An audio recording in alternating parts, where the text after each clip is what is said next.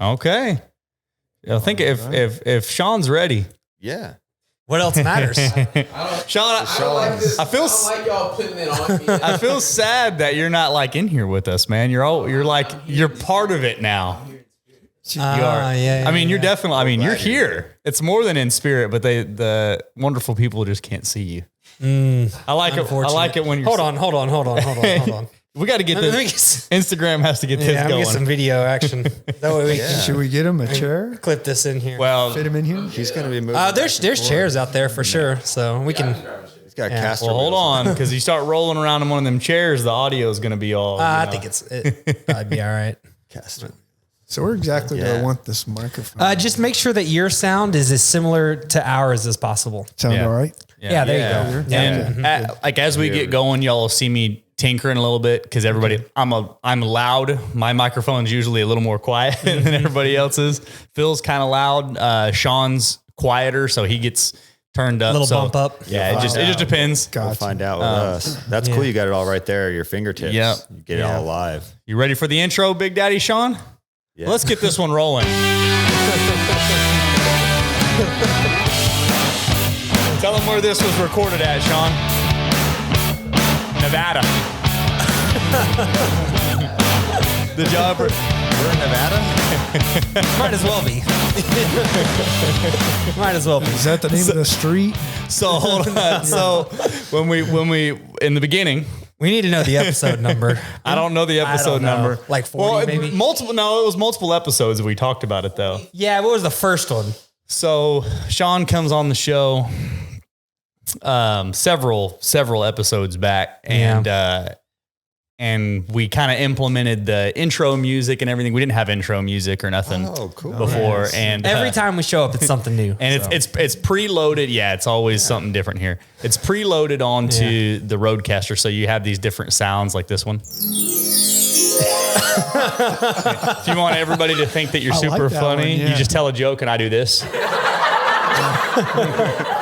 So anyhow, nice. We put the intro music on there, and I'm like, man, so Road just kind of like got these people, to this sound is, I guess, exclusive to Road, or they bought it or whatever. And Shawn's like, man, how would you like to be that little garage band from, what'd you say, Toronto? Yeah. Either Toronto or Nevada. And Road just calls you up and is like, hey man, jam session for like 2 minutes and sell it to us. And so like, now there's always a discussion about how they're from Nevada, because we decided it was Nevada because they can't be Canadian. We had a vote. There's 3 of us. So where's the music being produced? Yes. Obviously Nevada. Well, it sounded good. Answer. Yeah. It sounded fresh. Yeah, that's cool. Well, gentlemen here, there's all kinds of people watching, hundreds of thousands of people watch this show, right? All y'all. We got Shawn and Johnny on the show today, and they are what's that? I said hello. Yeah, hello. Yeah, well, I'd like to introduce them. I'm going to let them introduce themselves formally here in a minute, but they are. I think the journey started with Phil hiring. Mm-hmm. I work with Shawn as a coach, and then now kind of more friends. There's right? a lot of coaches in the room here. Yeah, for sure. This is my coach right here, right next to me. So oh, dang. There's like a whole coaching thing happening. Yeah, exactly. I'm coaching Philip, and I'm being coached and coaching by my coach right here. And then Philip coaches people. Phil coaches me a lot. Phil coaches. Johnny's the yoga. Yeah, he's Yoda. Or Yoda, sorry. Yoda. Phil coaches me without knowing. Hydrate, you shall. See, that's all I'm out there running, and that's like all I hear in the back of my head. I love every minute of it. That's great. So y'all have developed a friendship, and I plan on hopefully working with one or both of y'all whenever I get off this big job where I'm actually have some time to run. But anyhow, speaking of that, guys, tell us a little bit about who you are, where you're from, what you do, maybe how you got there, and then the conversation will flow from there, I'm sure, because Phil and I guys tend to have a lot to say. So either one of y'all first. Johnny's got to start the story. Johnny, you have to start it. The Powerhouse. So Powerhouse was, we're about 11 years as a business. Yeah. And it was designed because endurance athletes basically their services were very little. So training for endurance athletes. Training for endurance athlete. We also have a small retail component where we actually sell product to people so they can come and try some of the products like bike saddles, helmets, that kind of thing. They can see what they're wanting up front before they actually purchase that. And being a one-stop shop, we had a lot to say. The endurance community was very underserved back then. But now it's kind of blown up. There's a lot of coaches out there now, but there's no brick and mortars, as far as I know, in the greater Houston area that do what we do. And I think the reason we kind of identify with Philip and what he's doing is because we preach strength first before you go and do your endurance events. So I was telling Shawn that my journey began when I met my wife. She was a collegiate runner from McNeese. So you're like, I run and stuff. I was after you, baby. That's right. She was fast too, man. She's still fast. Yeah. Man. So did you really run at that time, or I did not? But you told her you did. No. She got me into running, and eventually she wanted to do a marathon after we were married. And, cool. And I helped her with that. Right, and nice. that's kind of drew me into running as an athlete or as a sport and stuff.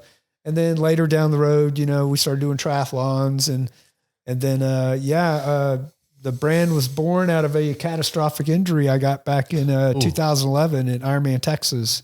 So my femoral neck broke during the marathon, mile 23, and I could not finish the race. I hopped for about a mile and a half, but I couldn't finish. And there's a lot of things that I think of back then. I was just training that same singular pattern of movement for cycling and running, but never really focused on strength training. And a lot of the indicators were there, chronic shin splints, pain, I just trained through it. So after 5 years of training for long course, it finally caught up to me. So after the doctor told me I may not ever run again, in a couple of titanium rods in my hip now, I knew that there's a better way to do this. So I started studying more about natural running form, your own body weight strength training, TRX, yoga, Pilates, that kind of stuff. And I started running around the track barefoot to learn to get warmed up again. And one day I went and I would put my socks on before I started my long run, and my socks were orange. And I'm like, what's going on? So my feet were orange from the track. Yeah. So that's how the brand was born, the Orange Foot. Interesting. Okay. So Powerhouse Racing's logo is orange foot. It's Johnny's foot. And it's Johnny's orange foot specifically. Yes. Okay. When I get this tattooed on my butt cheek eventually. Yeah. Oh, nice. Yeah. Right next to the OTG logo. Think about Johnny kicking you in the ass. That's right. Think about Johnny kicking you in the ass when you run. little orange Oompa Loompa footprint on your butt. So in the Powerhouse is actually, your core, right? So it's everything you need to hit a golf ball far or anything that requires power and stuff. And I borrowed that from my sister who had a business called Powerhouse Pilates. So I told her, Bonnie, I'm gonna use that as part of my name, and I'm gonna go into triathlon coaching. And I got her blessings, and here we are. So you're officially Powerhouse Racing. That's correct. Good deal. So Powerhouse Racing, y'all. Sounds like it's got a really cool backstory. So you got injured, and what I'm hearing is you basically decided that you wanted to help any and everybody else not do that. That's correct. Right. Yeah. So if you're running a marathon and you break a leg, that's not a good idea. So, right. Well, you said Ironman. That was marathon is the last piece of a 3-part. Yep. Iron. Right. Okay. That's so. correct. Well, I'm very interested. I have a lot of questions, but let's let, I guess, Shawn. Sure, I can maybe talk real quick about kind of how you came into Powerhouse, and then I have some questions though. Yeah. When did Shawn get involved in the Orange Foot? Man, so the first time I talked to Johnny, he may not remember this, but I was living in Hawaii at the time. Damn the luck! And I was moving to Texas. I was in Hawaii, stationed in the Marine Corps there, 2005, 2009. Lived there with my wife until about 2016 when she got a job offer here in NASA. And I mean, so it was her dream job. So we moved here, and I'm freaking out at the time because I'm an active triathlete. I've been working with a coach for a while at that time. And I'm like, where am I going to swim? Yeah. Right. So I'm like Googling stores, just trying to find somebody who might know. And I called up the Powerhouse and I think I talked to Johnny and he's like, yeah, well, we got a pool and we got a lake that we go swim in. And, you're encouraged to come join us, when you move, and that was it. I met him probably 18 months after that point. What year was this? You said back in 2016. 16. Okay. Wow. 2016, Yeah, man. it's been a minute. Gave him a call. They were super friendly. I moved here. I got a job selling solar panels, and I was still trying to train on my with my old coach in Hawaii. And so I was doing these solar appointments, driving all over the place, and trying to cram in training. Eventually, I was working from home, trying to cram in training, and I didn't like my job at all. And I had gone to the Powerhouse before and gotten a list of races from someone that worked there and thought, you know what, I got 45 minutes. Let me just go down there and maybe I could find a race. Maybe that'll help motivate me. That'll help. So I walked in and she gave me a list of races. And on the way I was checking out, I was like, man, this is such a cool shop. Do you guys need any help like sweeping the floor or, anything like that, always need help. Yeah. And she's like, the owner's kind of looking for somebody, just one day a week right now, just part-time. And so I just said, well, man, let me try to meet him. And a week later, I had quit my job. Nice. Okay. I used to sell roofs. So maybe similar, door to door, knocking doors. Yeah. Cool. So that's a little bit of a long story, but that is how it all kind of happened. I knew about Powerhouse. And then I just went there looking for some guidance. And then I ended up having a whole career change. You end up sweeping the floors. Oh yeah, I do that sometimes. Yeah, no, sometimes. Yeah. Johnny's like, it should be more often. Johnny's like, yeah, if you want to keep this job, you better do it more often. No, but I knew I loved the sport of triathlon coming in, and one of the things he was able to offer as compensation was coaching. So at that point, I moved on with my old coach to coach Johnny, started working for him. And then he planted the idea in my head that maybe I could be a coach too. And I'd never considered it at all. I had never considered that. But after spending about 12 months training with them and kind of getting more spun up, Powerhouse supported me. They paid for me to get my certification through Ironman. Good deal. And I started working with my first few clients, just rubber met the road. And I'm working with more than 10 athletes, fast forward to today. Really, really grateful for the opportunity to be working with Philip here. Slick, yeah. Because it's great. Coaching is a great profession. And I'm excited because I feel like I'm at the beginning of my career. Yeah, sure. So. Yeah, you got like almost like a fresh start. You've been through some things you didn't like so much. Super cool. Well, I can tell just talking to y'all guys that both of y'all love it. When Phil actually hired you, he told me, because he and I want to ask both of y'all a lot more questions. Yeah, which we're on a podcast, so we got plenty of time. There's no time limits here. Okay. Yeah, there's no time limit. Usually we go about 4.5 hours. I'm just kidding. But cut to my feed. We might have to order a pizza. Yeah. Oh, that's cool. We can definitely do that. So Phil and I both used to run, not together back in the day, literally just for exercise. Not because we had any goals as far as like, a 3-hour marathon or anything like that, or run an Ironman. We just were like, hey, we want to be in better shape. And started with Phil, and he would run long distances, and then I would run some long distances, and then we both just kind of stopped, and more weight training, a lot less cardio in general, I guess. And we did that. Would you agree with that, Phil? That we kind of moved away from that for a while, and then I'm not sure what it was, but sometime last year.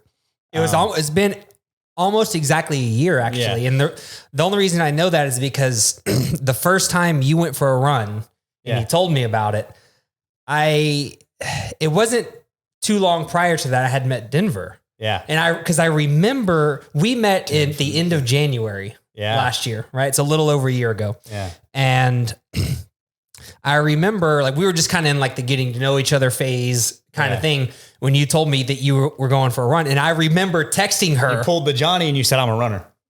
No, that's not what happened. No. But I remember talking to her about how worried I was about going for a run. Yeah. But I was like, I gotta beat Daryl. Yeah. So childhood friends since we were 9 years old. We're always competing at all times. Yeah. Okay. Sure. We don't say it out loud, but we're competing. Well, I can't tell who's winning right now. Phil's winning. Oh, well, I decided one day, and I think it was just for cardio again. I was like, man, I got to do something. I need to get some weight. You're going for really long walks. That's right. Like hour long walks. Yeah, I was going for long walks, which I kind of acquired from my wife. She was living in an apartment with a dog when we met, and so she would always have to take the dog on she would take her on multiple hour walks when she'd get home from work because the dog's inside all day. It's a high energy dog, so I'd start to go with her, and then I really enjoyed going on long walks, especially in my neighborhood, which isn't far from here.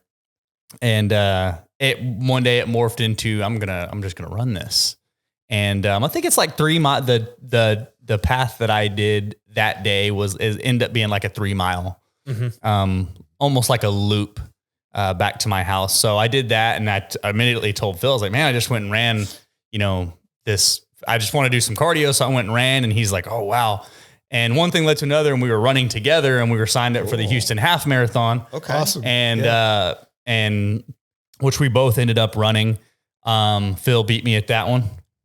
Dun, dun, dun. Moment of silence. And it was not pretty though. Yeah. I think we've talked about this. We've talked about this, but it wasn't pretty. Our half. It was your first time, both of you guys, yes. right? Oh yeah, and so it was PRs for both of you. It was PRs. Yeah, neither one of us. Cool. It was not pretty for either one of us. But we did it, and I had just worked a turnaround and had gotten off a turnaround. There was some personal family stuff going on, and then I was getting ready for another turnaround. And so the timing just wasn't right, but Phil went ahead and hired, we were both like, okay, we want to do this thing now after this half marathon.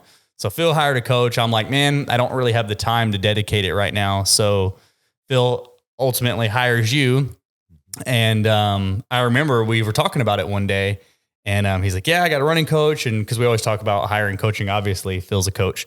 Yeah. And he's like, man, this guy is running, and running is this guy. Yeah. And Shawn, yes. And that's when you walk in the door. That's what you want to see coming to the Powerhouse. Right? Me and Daryl, when you remember, when we need exactly where he's going. Walking runner. Yes, that's very true. But we're always looking for the expert. We want when I walk into a business or when I'm searching something on Google or whatever, I'm trying to find the person who because there's somebody out there who knows everything that there is to know about this certain topic.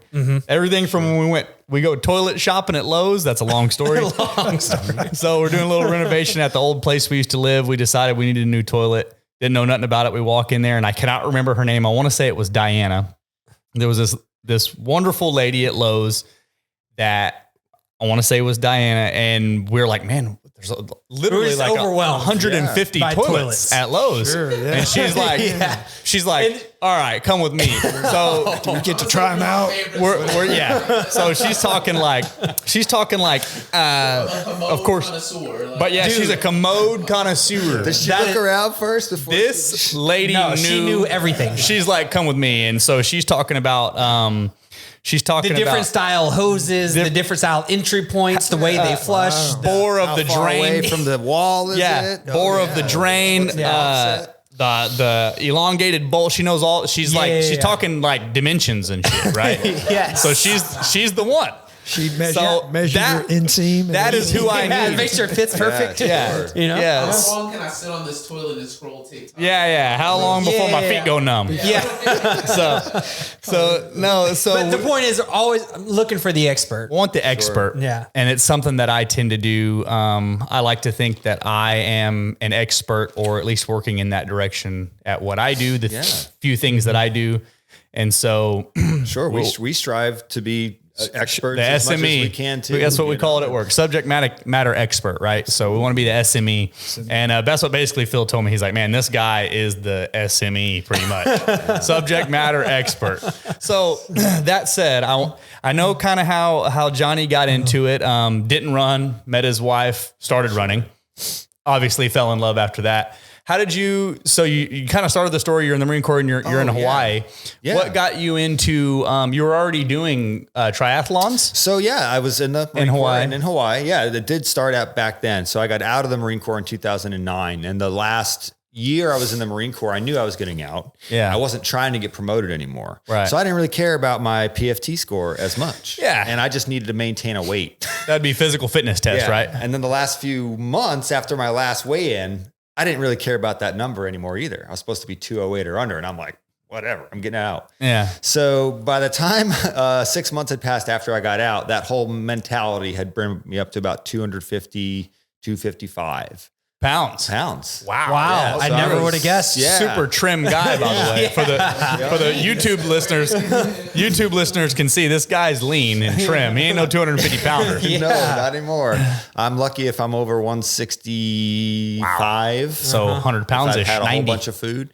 But yeah, so at the time I was that heavy and I was like, okay, I hit a point where I was like, I can't do this anymore. I'm just going to start running every day. Not sustainable. So exactly. I started running every day, got about 8 days into that and I just couldn't run anymore because I had, something hurt. And so Feet I was were orange. frustrated. Not at that point. I didn't break anything. I just, my ego was a little fragile at that point because, I couldn't fit in my clothes. It was really definitely like alarm bells, check engine lights kind of thing. Mm-hmm. And there was a pool in the neighborhood. I lived up on this beautiful hill and I could see down in, there was a pool in the neighborhood. And I remember looking at it and just thinking, maybe I'll just go do that. That won't hurt. I'll go swim. Yeah. Lower impact. Mm-hmm. I paid the $2. I'm swimming in there every other day. And so then I started like running and swimming to try to like kind of balance it out. And I had an older cousin who, when I was very little, I remember going to see him race triathlons. Yeah. And I knew he had done an Ironman because my father had complained about how much time that Ryan had spent training for Ironman because they worked at the same company at the time. And he's like, this clown is always riding his bike. Yeah. He's always wearing his biking clothes. You should commit that to this business. Yeah. So I knew Ryan knew. And so my wife bought me this $300 bike for my birthday. And so then I was swimming and biking and running. So I called up my cousin, was like, hey, I'm kind of swimming, biking and running. I'm thinking about doing a triathlon. And he immediately was just like, dude, I have so much stuff in storage. We're like the same size. I'm going to send you my bike. So he didn't want it anymore. He didn't want it. It was all crusty and old. Still had race stickers on it and everything. Wow. And he's just like, I've moved on. I don't do that anymore. So I got this bike and that really put a lot of pressure on me. Yeah. Because now I'm like, I've got this like Ferrari bike. Yeah, it's the real And deal. I got my cousin that like expects me to go destroy a triathlon. He wants me to go win. You know what I mean? Like, I don't know. Yeah. So I go do my first race. I signed my wife up for it too. Okay. It was She's doing the triathlon as well. Yes. Did she know you signed her up for that? I called her after I signed her up. Maybe we should just sign up for marathon and sign Jess up. I did. Well, I did that one time. Well, that's not going to happen. I did that one time to my wife with skydiving. I signed us both up and bought tickets and just emailed her the receipt. And she's like, so anyway. So Katie's awesome. My wife, Katie, I've been married to Katie since I was Lance Corporal in the Marine Corps when I was 20 years old. I got married very young. And so we were always kind of together on a fitness journey at that point in our lives, so I was biking. And so I got her a bike. So we had these $300 hybrid bikes. Then I got this really fancy bike. I eventually did buy her a new bike, but we do this race. I found out about it at the local bike store. This is in Hawaii. Yeah. A shop called Boca Hawaii. It's still there. It's kind of like the Powerhouse of Hawaii in a sense, where it is a brick and mortar facility. They do training, coaching, they sell bikes, they have shoes. It's like, I would just go waste their time all the time in there. Just like asking questions and never buy anything. And then, exactly. Oh, look at those cycling shoes. Those look fancy. People take those, serious people wear those. Anyway, they had paper fill outs for the Lani Kai Triathlon. They're like, oh, you should do it. It's such a good race. It's beautiful. You can do it if you have a bike. They're very encouraging. So I filled out the paperwork, signed us up. We did that race and had so much fun. Like my wife and I had so much fun. There's a picture of us at the finish line or whatever. We just look we're just jazzed, right? And then a week Feet later, all blistered up. Couldn't tell though. We were, oh man, I don't even remember anything. I remember it being so much fun and all the stuff I was worried about before. Like, there's going to be sand in my shoes. And what if I have to go to the bathroom and all this stuff? I hadn't thought about any of that. I was just like hungry and happy. Yeah. So within a week, I found a coach. Yeah. Because I saw an ad in a magazine for Hawaii Sport that was just like a testimonial. My coach helped me get to Worlds and I'm 54 and I still went to race and call them and they're great. And I called them and I'm like, man, this guy's really knows what he's talking about. He was a retired, like Olympian level triathlete. You know, he used to get off his bike and run 30 minutes flat 10K, which is insane. Yeah. Wow. You know, so I immediately I immediately felt like, oh my God, this guy knows it all. And he started telling me what to do every day. He's like, you don't have to worry about anything. You do what I ask you to do. And if you can't do it, you let me know. And if we just go from there. And he took me week by week, got me ready for a half Ironman, which I was successful at finishing. Yeah. Got my wife ready for a half Ironman, which she was successful in finishing the next year. And then we had our son. I kind of fell out of it, still swam, bike, and ran, just sort of loosely. Didn't compete really? No. When I moved here, I was like, babe, can I start paying Matt again? Like my old coach. I was like, you know, I think it would really help me out. You know, when we move, I'll have time. I don't have a job yet.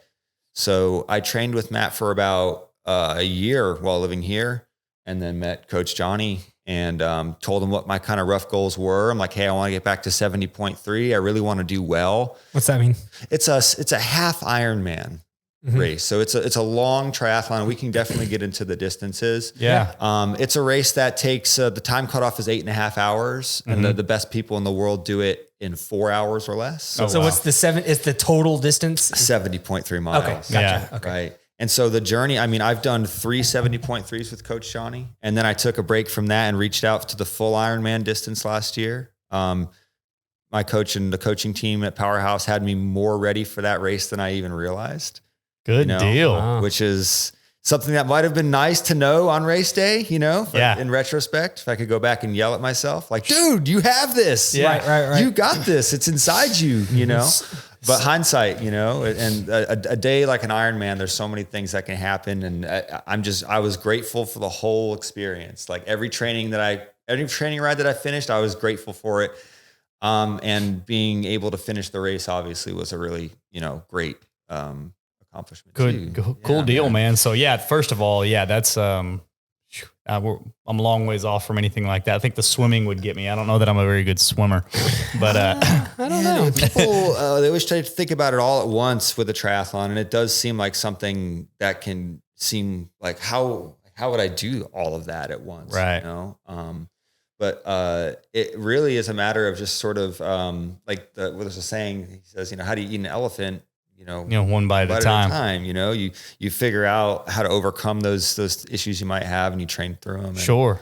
Yeah. Well, that's why you're a coach. So, I want to ask a couple of questions here. I'll start off with, so you were 255 pounds when you started running. It was hurting your feet, your knees, your legs. So you started swimming. How long did it take you before you were, say you're like 160 right now? So I have, so it's about 190 pounds. So, I mean, I'm 37, and I could absolutely destroy 23, 24-year-old triathlon me at this point. You know, I'm running faster, I'm biking at a much higher intensity, I'm swimming better as well. So that's not to say that I didn't do a good job in the past. It's just that I've been able to take my fitness from just being in shape to like really to the next level with Powerhouse. And it is really, I'm really fortunate to have as much time as I do to focus on fitness, right? Because that's one of the reasons I love coaching, is because if that's my primary job, it's almost, the training for myself is almost part of that job, you know? I feel the same way about my personal workouts, right? I consider it part of my job to get in there at minimum 4 days a week or so. About to go down this road and hit it hard. Yeah. You know, and I think one thing that's really important, I'm not as focused on that number is important, right? The weight number, obviously it's a metric we can all use and relate to. I think there's a big difference in how I feel day to day. After training with the Powerhouse and focusing on strength training versus how I was feeling before training without that component. Because before I came to Powerhouse, even here in Texas, I would get up in the morning. I remember just having pain in my feet. Yeah. And just kind of walking around and being 34, 33 at the time and thinking things like, oh, this is it. This is that aging thing everyone warns you about. You're going to start falling apart. Starting to fall apart, you know? Yeah. I totally had that mentality. And I mean, 3 years of, strength training, now 2 years of yoga with the Powerhouse. Wow. I've been working with a Pilates instructor on the side of all of that for 3 years as well. Nice. And just the number is one thing, and that is a good measure of success, but the way that I feel and the way that I feel, not only when I'm swimming, biking, or running, just like walking upstairs, getting in and out of a car. Sure. I feel like I've reduced that age. I've been able to stave off some of those aches and pains in a way. Yeah. So I really appreciate, and I like how you're presenting that, and what you're saying is, the weight's a cool thing, but also it's how you feel, overall health and well-being. It's how you feel. But the main reason I ask is because, there's a lot of the clients that come into the gym, a lot of them that the main goal is to lose weight. Yes. Not all of them. And so just kind of, if any of them or anybody who's thinking about coming in is listening, just kind of wanted to give them a little, like, 90 pounds is a huge accomplishment. Yeah, so major. I can give you my take on that. I want to let Coach Johnny have a take on that too. I think for me, the key to that has just been consistency. Yeah. It's just some form of getting my heart rate up.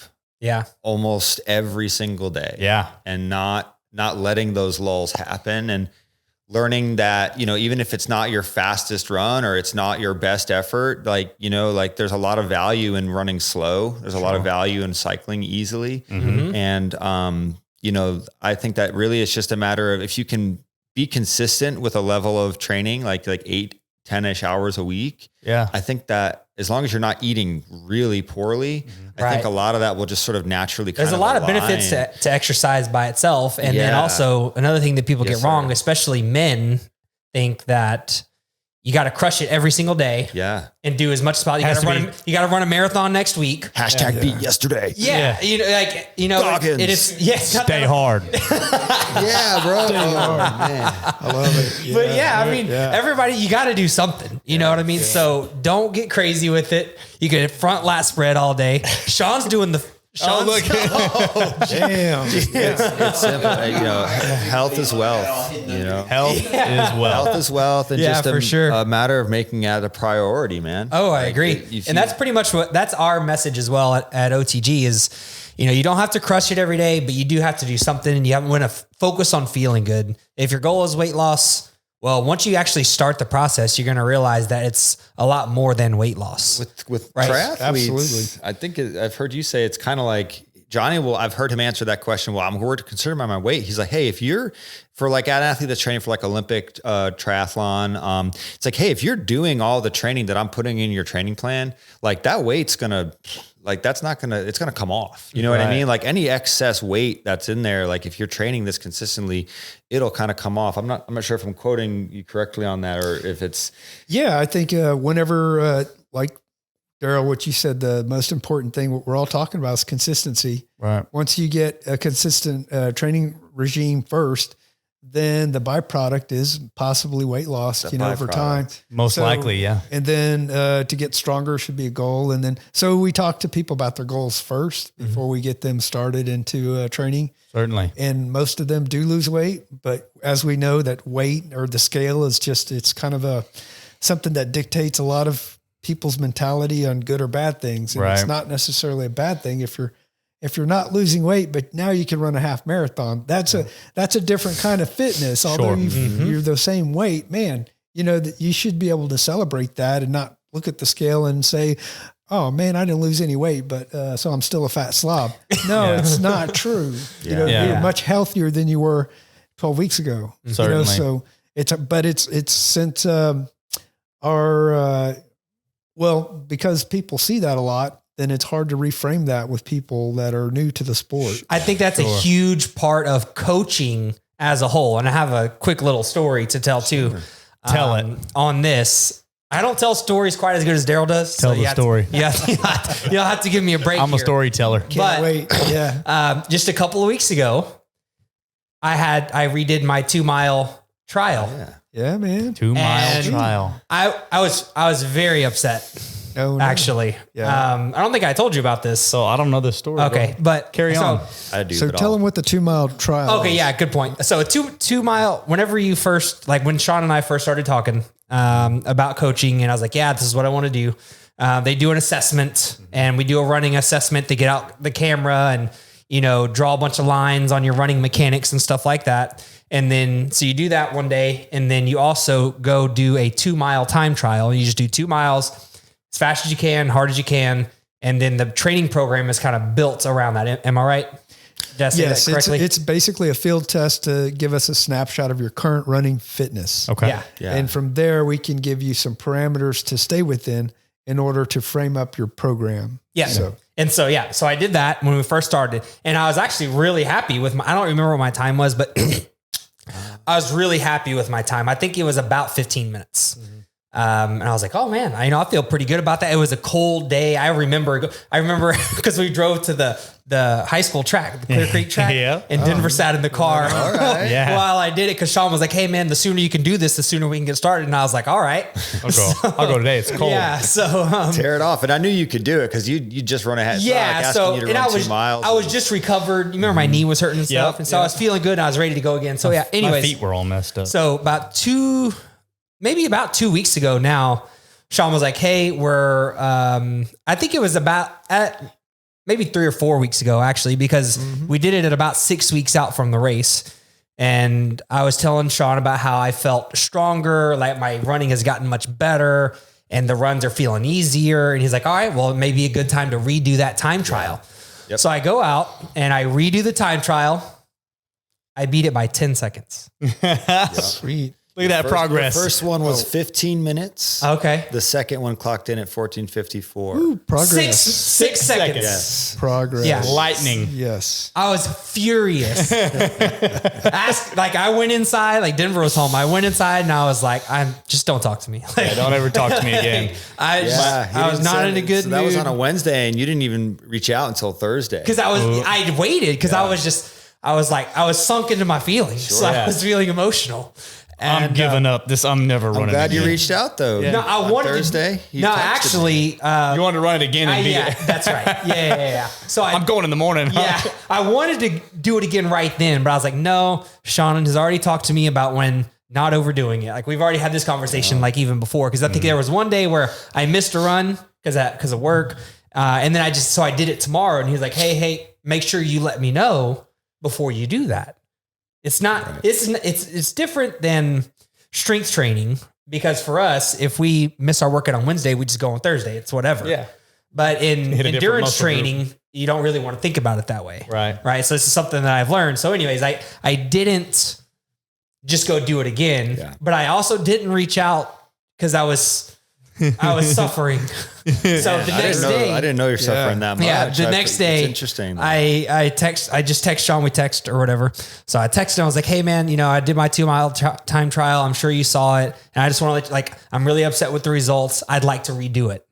And then we have a conversation and I'll let Shawn can kind of what basically he reframed it to me. Sure. About how good it actually was versus how bad. And I'll let him talk about why. Oh, sure. I mean, so I pulled up your time, right? From the first one was 15 minutes and the other one was 14:54. So 6 seconds of difference. Your average heart rate on the first test for the 2 miles was 179 on the first test. The second test that was faster was 159. Wow. 20 beats per minute. 20 beats. All I noticed as a runner myself was the time. It's like the people hopping on the scale. That's right. It's like your body weight. Yeah. Yes. Yep. Exactly. Yeah. But as a coach, Shawn digs into the real data. You need to. Yeah. The stuff that really matters. And he's like, hey, look at the difference. And then I felt extremely relieved after that conversation. I felt much more positive. I went out and crushed a run the next day. The other thing that even I started thinking about it more, the temperature difference. That second time trial, with the lower heart rate, it was much warmer outside. There you go. So because he kind of you weren't feeling that good. And you, like you said, you're like, man, I just didn't feel good. Like before you started, you kind of were like, it wasn't and that can happen too. Just because we put a test on your plan doesn't mean you're going to feel 100% that day. Right. I think it's always worth it to go for it, no matter what, to kind of condition yourself to not let things like that hold you back. Right. You might surprise yourself, but I think that what I was trying to do was try to illustrate that you had made progress. First of all, I can show you tangibly that you've made progress. It just happens to be a pretty huge amount of progress because that's a huge good job 20 BPM difference, right? Yeah. 20 beats per minute. But the other thing, you know, trying to also just encourage you that, you know, you are doing the right thing and that you'll get another chance to do this, you know, like, hey, we'll do this again. Yeah. You know, we're not going to do it again before your next race, but man, you're going to have another shot at this. And this maybe not so good experience is going to help you next time. You're going to be like, you're going to be able to tackle it and have all that to learn from. So, and that's just the value of having someone over the top, you know, a coach, and whether it's a, you know, fitness coach or just a friend mentor. Gotta have the SME. Yeah. Whatever the case may be, you know what I mean? If I'm having a hard time, you know, constructing a story and how to tell it to someone, I'm going to go to the SME. I'm the storyteller. He's a storyteller. You know what I mean? Tell the story. If I'm taking a photo and it doesn't look good and I can't figure out why, go to the SME. I go to the SME Shawn. here. You know what I'm saying? teamwork makes the dream work. Yeah, that's right. Yeah. So you got to have that oversight of a good quality coach, you know? You know, and as a business too, we're both in the fitness industry. You don't have to do everything yourself. You know, it's always good, just off topic a little bit, to have people that are good at what they do when you can draw on things that you need help with. Like for Shawn, he's my computer guy, my tech guy, my marketing guy. He's my coach. And I have an accountant. She's my numbers person and all that stuff. So that's right. So You have a team. That's right. Sure. Your team will make you stronger. I agree 1,000%. And so guys, I have a quick question for both of y'all. I'm gonna start with Johnny.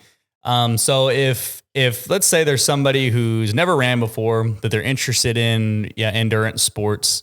First of all, what's a few common misconceptions in the early stages? And what's 2 to 3 things that you recommend right off the bat for somebody who's trying to get going, who's trying to begin? Right. Great question. So I think I mentioned before is you talk to them about their goals. Well, why do you want to do this? Once you establish that, then you kind of, as a coach, you kind of share that goal with that client.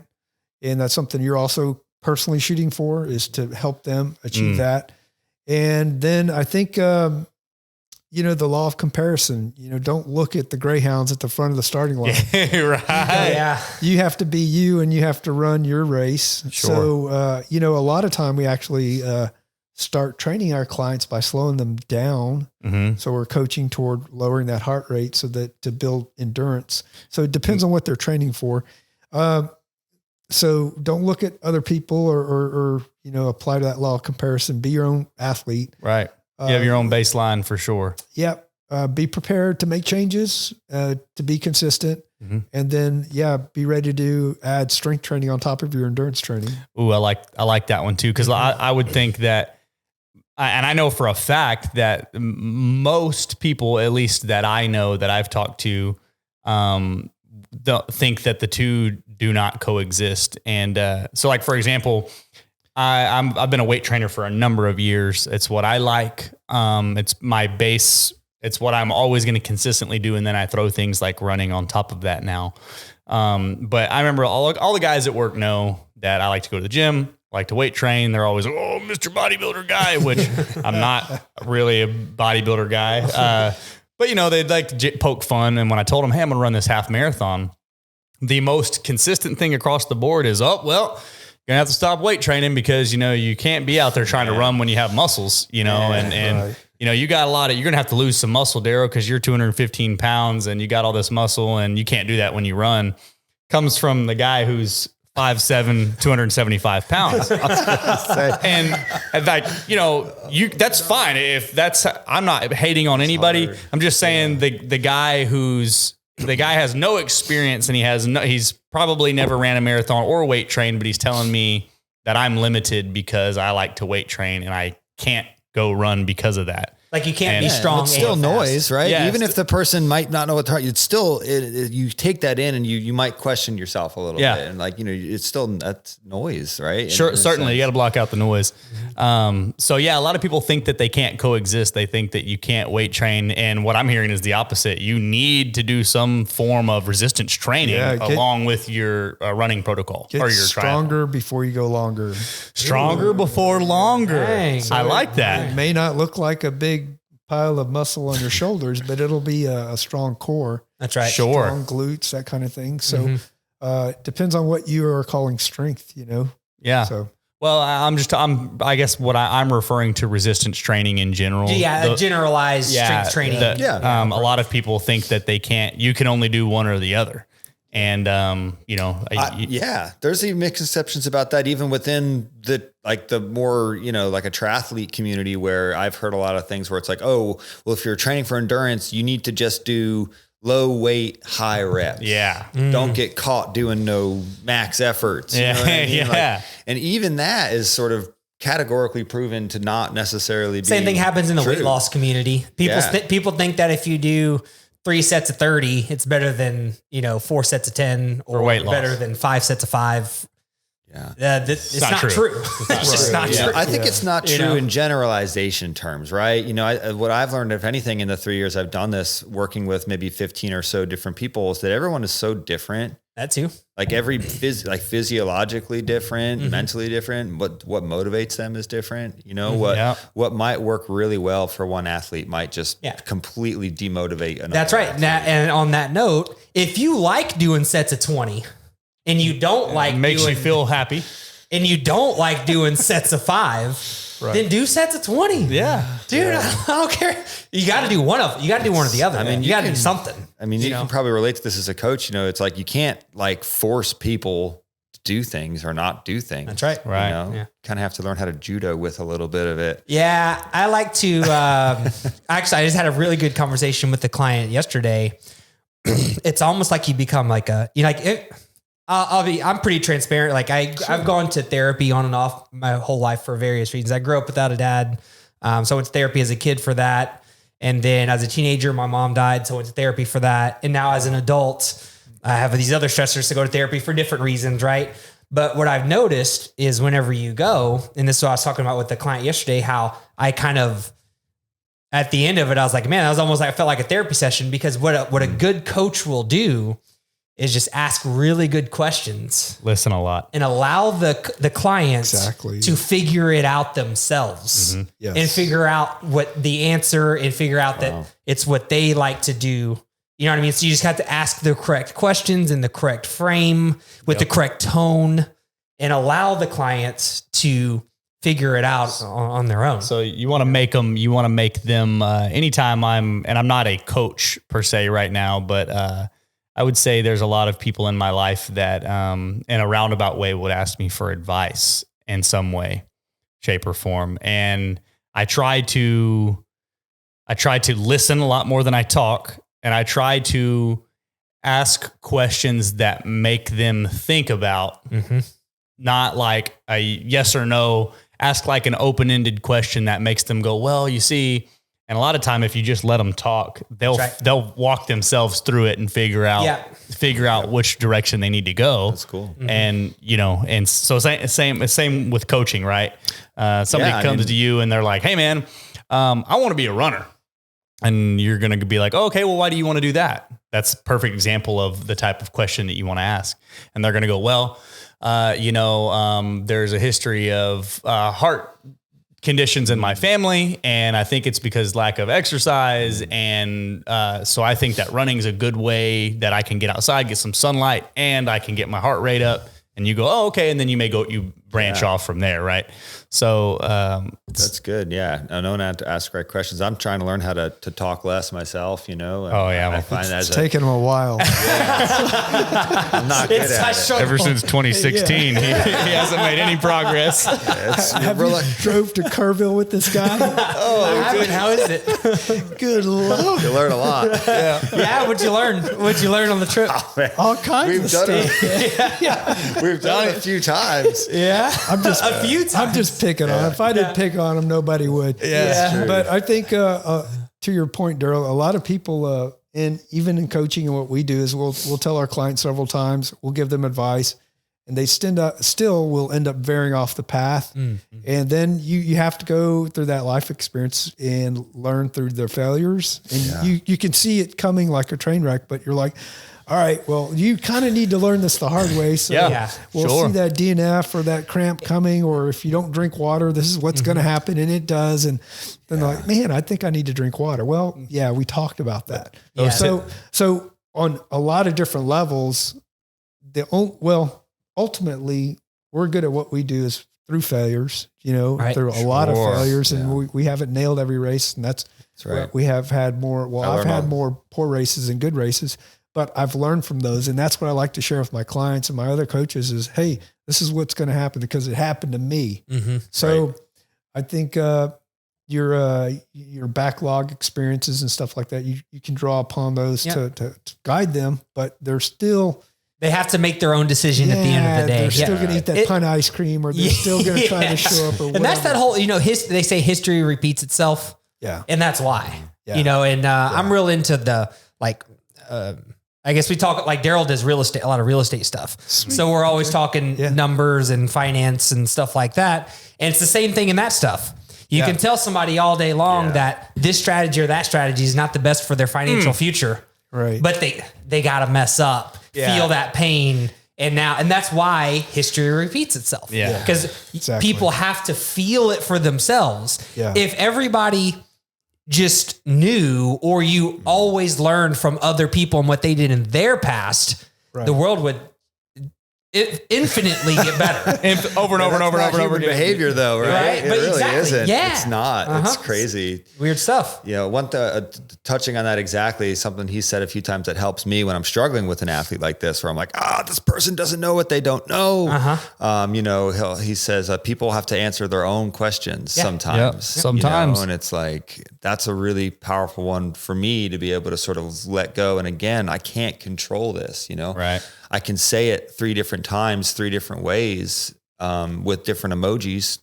You know what I mean? I can try that approach, little sweaty face and like a little runner that has to sit down emoji, but it's really, I like what also something Johnny mentioned is like when that athlete tells you their goal, it really does kind of become your goal too. Yeah. Oh, for sure. Definitely. You got to take it personal a little bit, right? Or not take it personal, but treat it in a personal way. Cause no matter how it sounds to you, it's very important to that client or to that athlete. Right. And I've had failures too. I've had races where, they haven't gone my way, but I've also been there as the coach when races don't go the right way. Sure. I've had athletes have been crashed out of the race. Wow. Lucky they didn't have to leave in a ambulance. Right. Johnny's had stories where he's talked about seeing our team kit have to get cut off people because they're going into, the ambulance or, in the hospital. So it's like these type of things happen too. And it's not all just like, oh no, we didn't get the goal. Now it's like a real concern. This person's going to need to recover from what happened. And this person might not be able to do that next goal that we had been talking about before whatever happened. Back to baseline happens, So that's been part of the learning process for me as well. It's sort of like what happens next when things don't go right.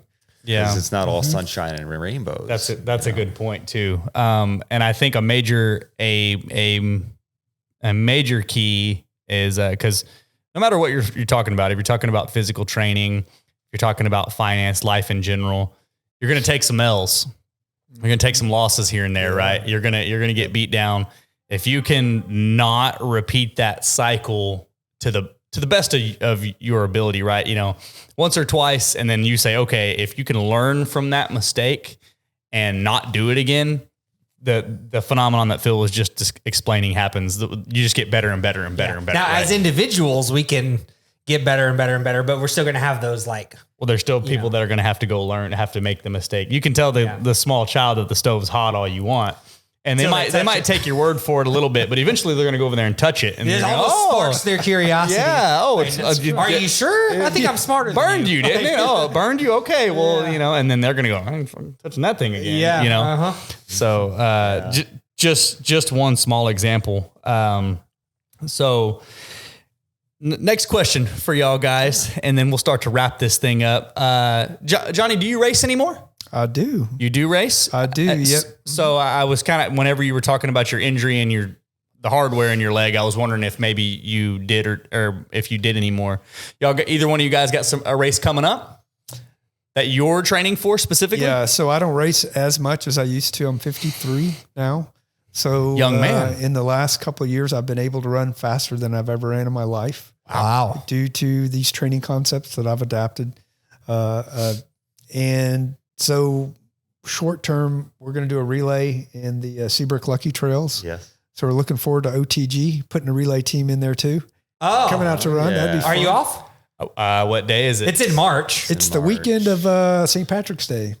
That doesn't help me. Yeah. So March 7th. That's March 17th. 19. Middle 7th, March something. So There is green beer. There is Green 100%. beer. There is green beer. Yeah. So I'm going to do that one Probably first. not. And then I'm contemplating a long course race. It's called the 355.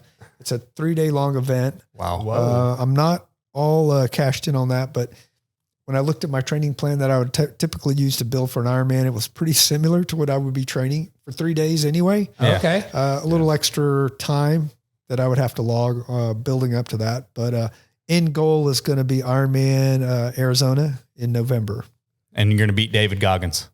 If he shows up, yeah. Smoke him. Can you just, tell the exact distances of an Ironman real quick? Yeah, so it's a Full Ironman, yeah. 2.4 mile swim. Okay. Okay. Rough. 112 mile bike. And then a 26.2 mile cool down. A cool down, yeah. Cool. Is that what you call Go it? for a run and cool down. Is that what you call it? That's Just right. cool it down. And I think it's worth mentioning that the 355 event that he mentioned, it's an extension of that. It's actually 3 days of endurance racing. Wow. This event is actually kind of exciting. Maybe we can bring it up here. Maybe mention that we mentioned it on the podcast. It's the He'd love that. Yeah. U.S. version of the race. They've done it in a few other countries. So it's 3 days. The first day is a 5 kilometer swim and a 100 kilometer bike ride. So that's about 62 miles on the bike. The second day is a 200 kilometer bike ride. And then the third day is a 50K. So an ultra marathon, which is about 30 miles Oh of my running. goodness. Wow. So that's what he's kind of considering. Yeah. Sean's like, this is laughable. It's worth mentioning. Taxes at some point, raise a child. Like, how can this be any harder? Yeah. The appealing thing to me about that race, it's going to be the first one in the United States. A good friend of mine, Jeremy's putting it on. And you're going to win. Well, I don't know about that. I'd like to finish. I show up. Yeah. I show up to win. Yeah. I'm out for blood when I show up. Hey, man, I love it. I remember when we were talking about doing the half marathon and we were talking about like, what does it take to win? Oh boy. And I think the first time when we looked it up, I don't know, it was just a funny conversation. Yeah. Because like Daryl's talking about like winning this thing, and I'm like, dude. Yeah. We signed up for the half marathon, and I think the text I sent you was, make no mistake, I'm coming to win. I've known people like that too. There's not a chance. There was a guy who ran it in like 6 minutes. Oh, yeah. I mean, the guys out in front, dude, they were flying. Yeah. That's And it was a 2-lap course. It was, well, the course is weird, but it was like, Which you race ran a was it? while and then you did Houston half. at the end of October. okay. It was like half It was the a race. loop inside of a loop. Yeah, a loop inside of a loop. And the guys lapped me. Oh, yeah. And Yeah. They're cooking. Yeah. he ran it. I think the guy who won ran it in about 5 minutes a mile or less, I think. Yeah, I for the remember half doing marathon. the math. And I think it was like 5:10 or 5:15. He lapped me like twice. He had like long hair. The dude was flying. Yeah. It was not me. Yeah. I mean, I think my average, because I don't think I've ever seen someone run a 5-minute mile. Like I've never I'm not sure. It doesn't look that crazy. It's funny. It looks, unless you see them running with other people. Yeah. It looks like they're just jogging. And that's what I was going to say is at the time when he passed, I'm running, I did I think it was about a 9-minute mile, right? For my half marathon was about a 9-minute mile. Yeah. Yes. And this guy goes past me like he's in a Ferrari and I'm parked on the side of the road. Yeah. He goes flying past you. Flying past, but it just looks effortless. Yeah. He's gliding. And, but anyways, amazing. It's amazing. We aspire, I mean, as triathletes, we look at, really good runners and really amazing cyclists and really good swimmers. And we just try to, we try to learn as much as we can, and a good triathlete that's able to put all of that together and sort of have their head on screwed on for 8 hours in a row. It's Wild. really impressive. so what about this 3-day race though? Like, could you imagine? I can imagine. I mean, he when we first talked about it, we're both thinking about it. You know, I haven't necessarily said no, but it's okay. All right. Yeah, look, got some commitment. This is on the pod. You know, this is going to go on YouTube and the podcast platform. You know, we're recording this, right? Yeah, it's okay because we're going to hopefully sit down with them and talk about you know, how Powerhouse might be able to get involved, and we really want to have someone involved in this event. You know, whether it's Coach Johnny or some more of the coaches, or I have an athlete in mind that might be interested. Yeah. Could be you. Yeah, we'd love to support that local effort here. Sure. Is that in? Where's that at? It's going to be in Brazoria somewhere. They're still trying to October get the course certified, and the cities and the counties to okay everything before they announce the actual course. But I'm really curious. Just know it's going to be in the United States and Texas. Curious to see who gets pulled out of the woodwork for it. You know, it could be some, you know, people coming in internationally that have maybe done this before. Yeah, is this like an invitation based type of thing, or? I'm sure it's going to be an investment, you know, in terms of signing up for the race. Probably won't be cheap because it's 3 days and all of that. But, there's definitely it's not like no one's going to sign up. They might sell. I think they might sell out. This guy, is he kind of big in the running with the guy that's doing it? You know, he's known in the endurance world, I guess. He is. Yeah. Okay. Jeremy, he owns Mind Right Endurance. So they're another coaching group out of Pearland. Okay. Good group of guys, prior military like me and Shawn. And he's just a stand-up guy. I'd love to get behind him and support him. Yeah. Whether I do that 355, that's a little bit too, it's far out because I do have a race coming up in April, very early April that Johnny's getting me ready for. It's another 70.3 distance triathlon. So what I originally came to Powerhouse looking to try and get better for, and I'm really excited. I'm hopefully I think you just knock that out real quick and then you go do the 3 day. Yeah. I mean, back to back. I don't have anything. Make it a 4 day. Why not? I haven't figured. I'm going to wait till April 3rd. You know, finish this race in April and then sort of just see where my. Well, man, my birthday's April 1st. You know, and all I'd like to see for my wife's birthday is April 1st. No. Yeah, That's April Fool's joke. For real. No, it's really her birthday though. Shawn, that's cool. No, it's not a joke. It's really cool. Though. I don't think I've ever met anybody my whole life for my birthday. That's cool. It's not it's Katie's, but that's really cool, man. Yeah, we're gonna hopefully be down in Galveston. Maybe we'll have a. Well, what I was gonna say is all I wanted for my birthday is a commitment from you to do this 3 day race. Yeah. Oh no. See, here's the thing. The reason what's holding me back, and I'll full on the transparency here. I promised my wife and my family up and down all year last year, hey, I'm not going to sign up for another Ironman next year because of all the time it was taking me to train. Yeah. So if I went and did this instead, not only would it be sort of you didn't lie. I didn't lie, but I'm like, no, like I'm just going to train for something that's longer instead. You didn't say that. Yeah. Get you in trouble. No, man, I'm just trying to help you out, you know, coach to coach. I appreciate this support, man. It's kind of like that. Did y'all see that? I'm going to go way off in the weeds because that's what I do here. There's that. I saw a post about how the New York subway banned dogs unless they can fit in a bag. Can't bring your dog on the New York subway. It's New York or Chicago unless they fit in a bag. They did not specify bag size. So there's people with German Shepherds and a giant bag. So it's the same thing. You told her you wouldn't do an Ironman, but you could train for something bigger. Yeah, you just and you show up at home with your German Shepherd in a bag. Yeah. There's people with like huskies in a backpack, like with their heads. Babe, it's going to be different this year. I'm going to be riding my bike for 6 hours every Sunday, not 5. It's going to be better. It's going to be even better. It's going to be even better. Yeah.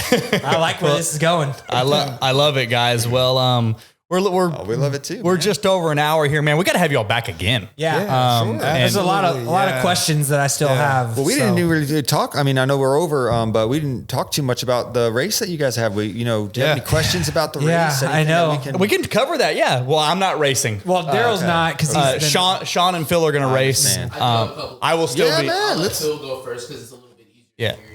Okay.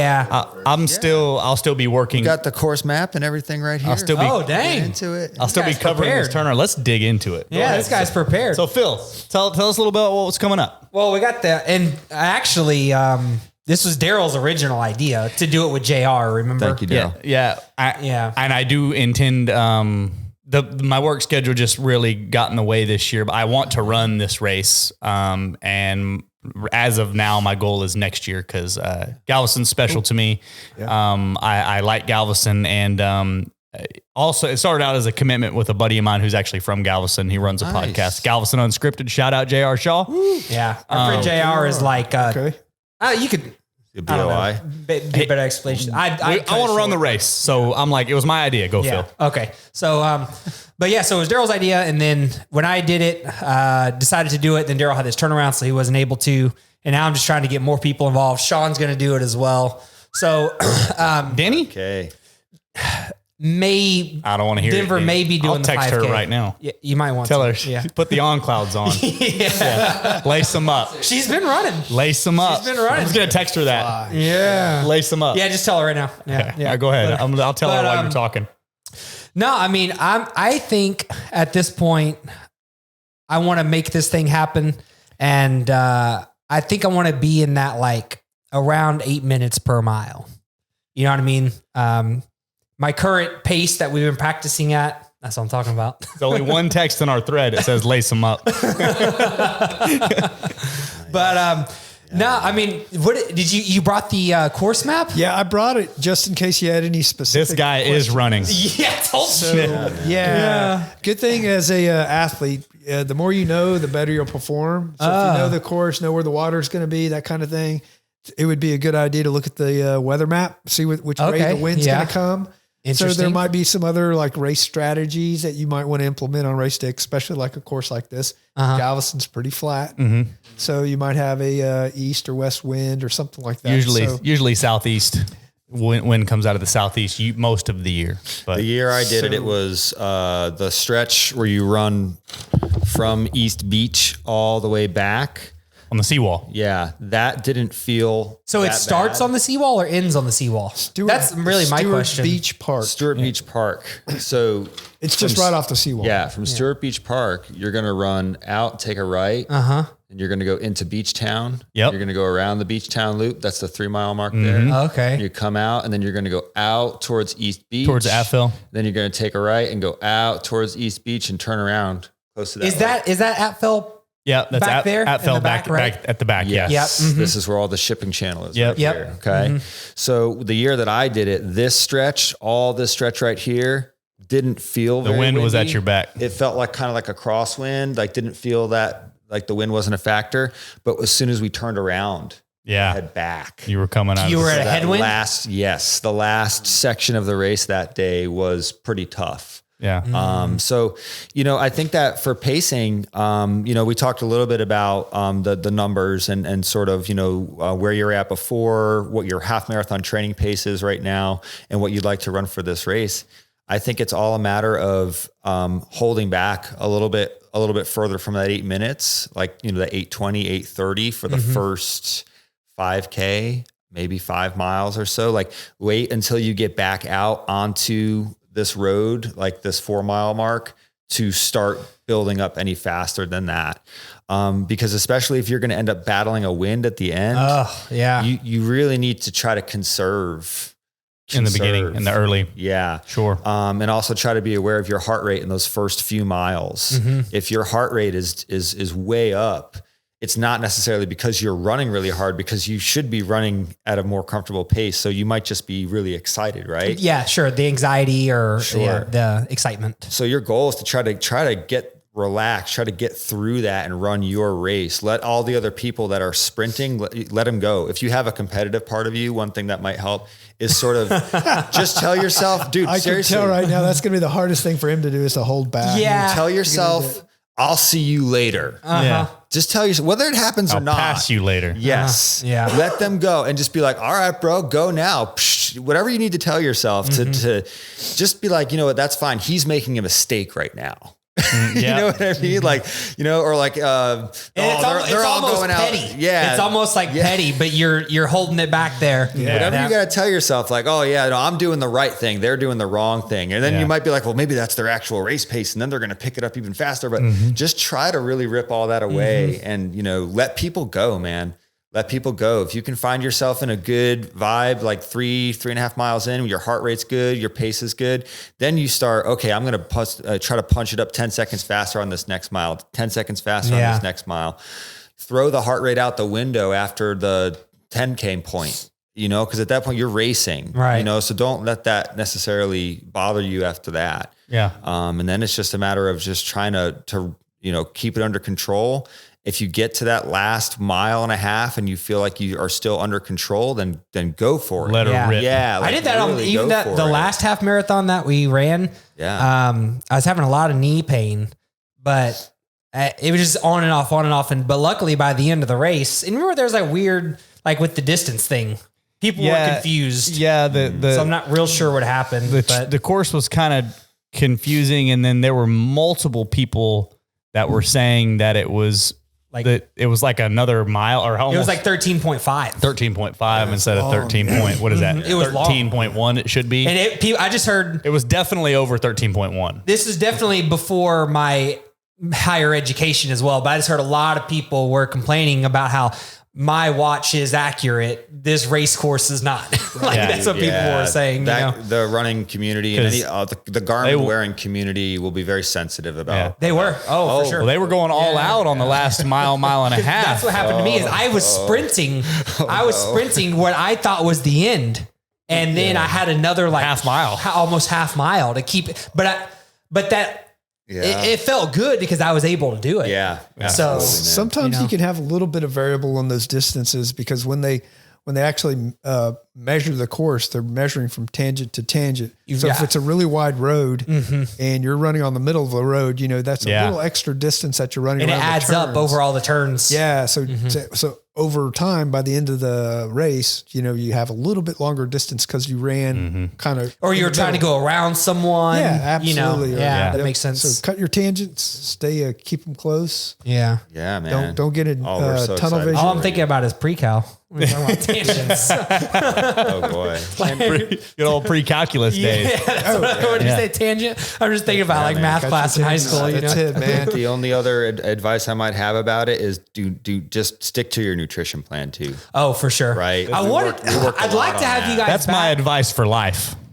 Everybody in life, stick to your nutrition plan. If you miss I'm the worst at it. For example, I would rather you stop, go back, get that cup, and then go. It's that important. One thing I for sure, because we don't want to. Daryl has to go to work at some point today, so we can't last too long. But I'd like to have you guys back because I really wanted to talk about nutrition. Oh, that's a whole other topic. We're gonna have to do a whole show. I don't want to get too far into it because I do want to bring them back and talk just the nutrition. Yeah, I really want to talk about nutrition. It's because I feel like obviously I talk to clients about what they eat every single day, right?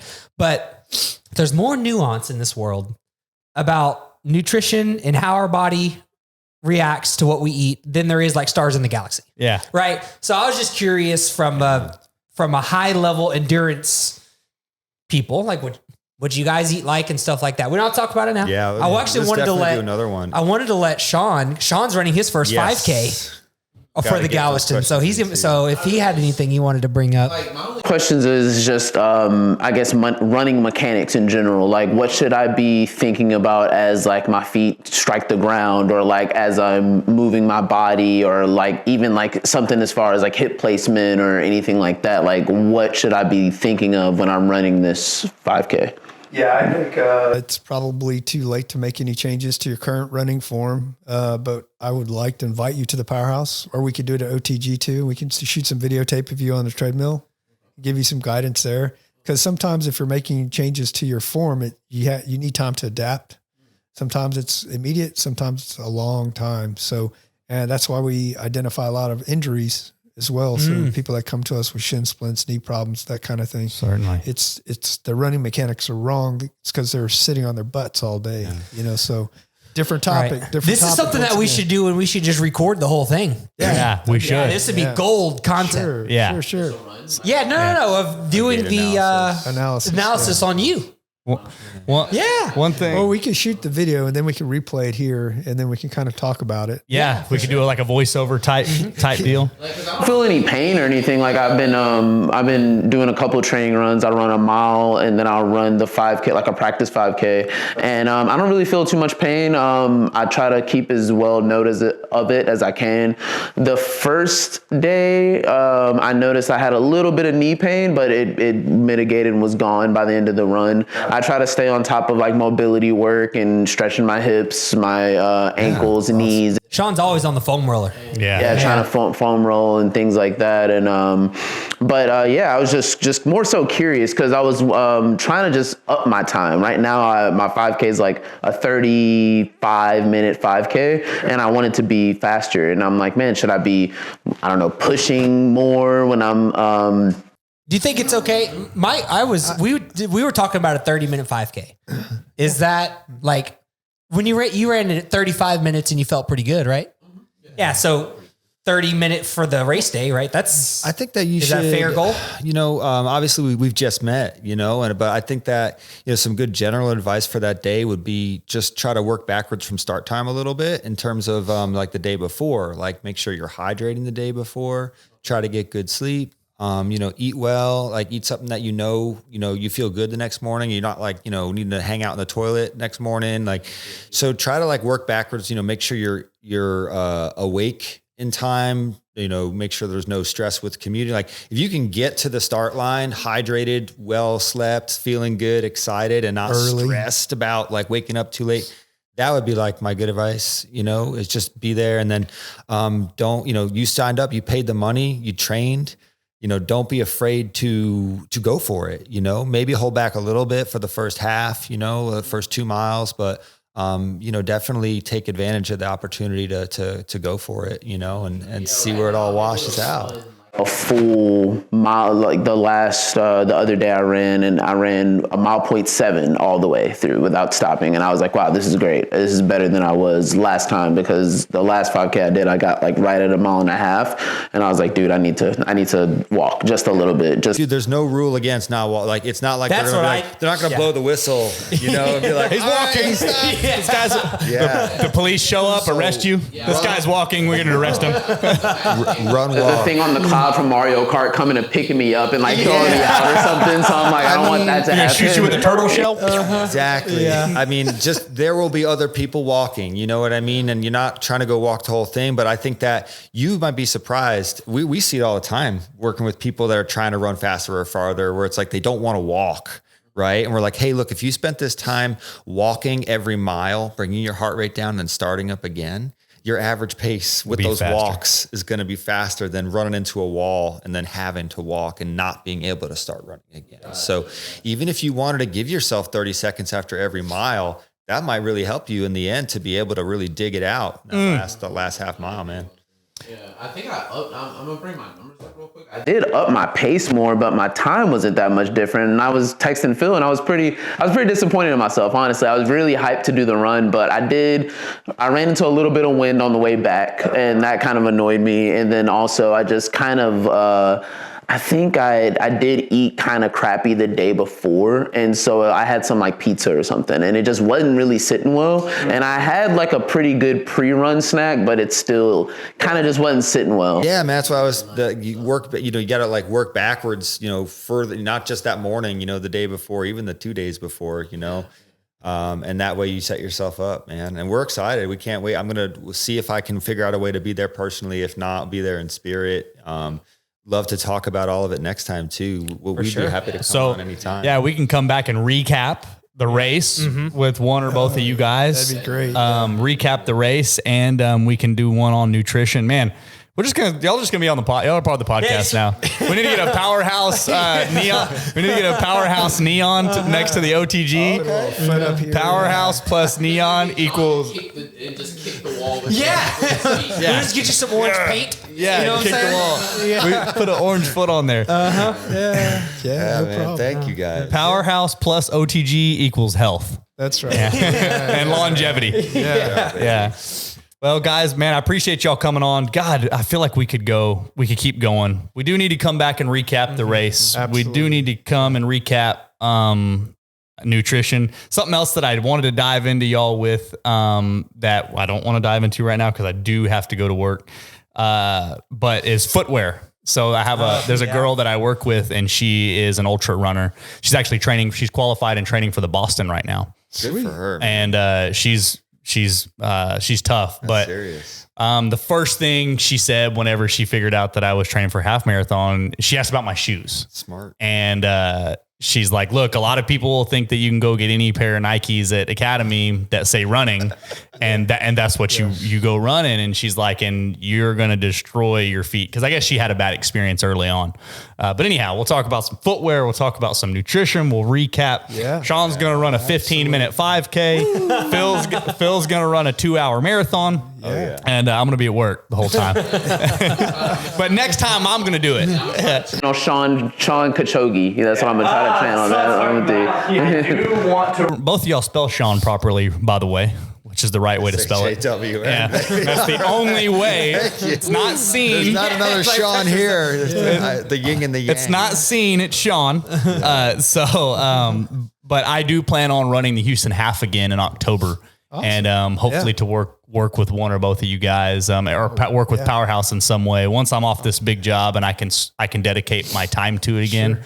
I want to get more involved. Yeah, you got to keep the mustache though. Oh, the mustache is definitely going to shave an hour off of my marathon completion time. Bro, so we'd love to help. Makes it faster. Before we close out, where can the listeners find you all? Where's your storefront? Where are you at on social media? Do you have an online store? Go into that real quick. Sure. Our brick and mortar studio is at 945 East NASA Parkway. It's kind of in a shopping center where we have a few other local businesses right there. Office Depot's there. So 945 East NASA Parkway.